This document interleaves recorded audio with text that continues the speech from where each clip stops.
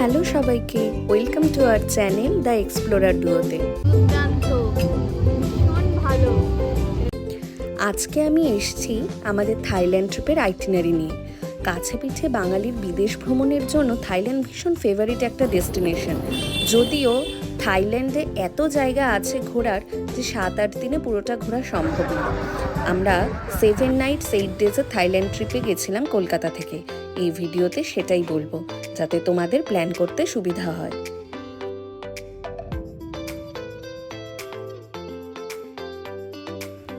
কলকাতা থেকে ফ্লাইট ধরে প্রথমে আমরা গেছিলাম ফুকেটে। ব্যাংককে ইমিগ্রেশনের ভিড় এড়ানোর জন্যই আমরা আমাদের থাইল্যান্ড ট্রিপ ফুকেট দিয়ে শুরু করেছিলাম। আমরা ফুকেটে 2 দিন ছিলাম। যেদিন পৌঁছলাম সেদিন ফুকেটের ফেমাস বাংলা স্ট্রিটে গেছিলাম।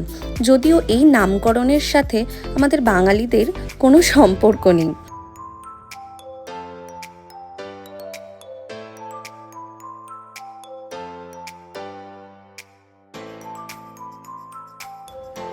বাংলা স্ট্রিট হলো ফুকেটের একটি ফেমাস পার্টি স্টপ, যেখানে নানান রকম স্ট্রিট শোজ হয়, নানান ধরনের স্ট্রিট ফুডসও পাওয়া যায়। এক কথায় হ্যাপেনিং নাইট লাইফ এনজয় করার জন্য একেবারে আইডিয়াল একটা জায়গা।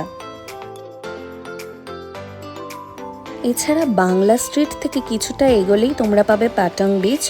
এই পাটাং বিচের ধারে বসেও একটা সুন্দর সন্ধে তোমরা কাটাতে পারো। হ্যালো সবাইকে, আমরা এখন রেডি হয়ে গেছি আর আজকে আমরা যাব জেমস বন্ড আইল্যান্ড ট্রিপে। সেকেন্ড দিন ফুকেট থেকে আমরা ডে ট্রিপে গেছিলাম। ফার্স্টে গেছিলাম ব্যাট কেভে। সেখানে ক্যানোয়িং করে দেন বোটে করে তোমরা চলে যেতে পারো জেমস বন্ড আইল্যান্ডে।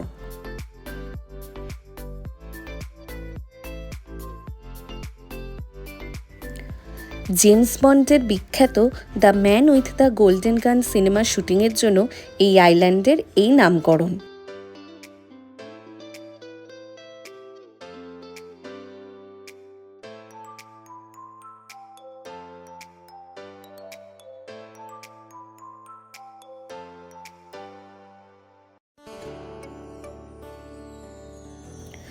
আইল্যান্ড ট্রিপ করে বিকেল 4টের মধ্যে চলে এসে রেস্ট নিয়ে নাও একটু, দেন আবার সন্ধেবেলা বাংলা স্ট্রিটে ঢু মারতে যেতে পারো।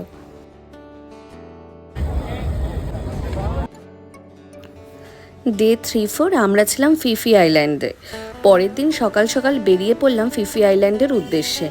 অনেকে ফিফি ডে ট্রিপ করে, বাট আমরা ট্রিপটা একটু রিল্যাক্সিং রাখার জন্য ফিফিতে 2 দিন স্টে করেছিলাম।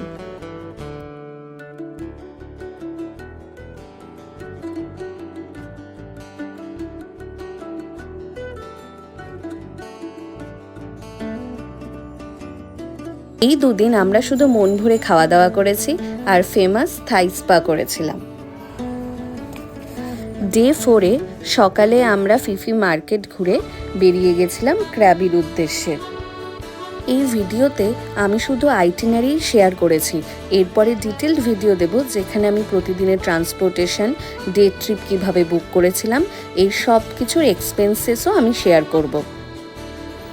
ক্র্যাবিতে পৌঁছে আমরা সেই দিনটা রেস্ট নিয়ে পরের দিন সকাল সকাল বেরিয়ে গেছিলাম 4 আইল্যান্ড ট্রিপের জন্য।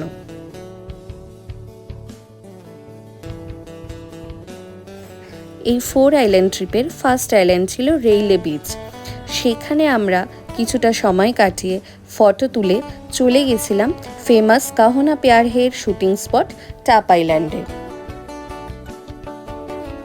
এত সুন্দর নীল জল দেখে মনকে শান্ত রাখা যাচ্ছিল না। সেখানে কিছুক্ষণ ফটো সেশনের পর আমরা গেছিলাম চিকেন আইল্যান্ডে। যদিও চিকেন আইল্যান্ড বোট থেকেই দেখতে হয়, সেখানে নামা যায় না। 4 আইল্যান্ডের লাস্ট আইল্যান্ড ছিল পোদা আইল্যান্ড। সেইখানে ঘুরে সেদিনের মতো আমরা হোটেলে এসে রেস্ট নিয়েছিলাম। এরপর ডে 7-এ আমরা ক্র্যাবি থেকে ফ্লাইট ধরে চলে গেছিলাম ব্যাংককে।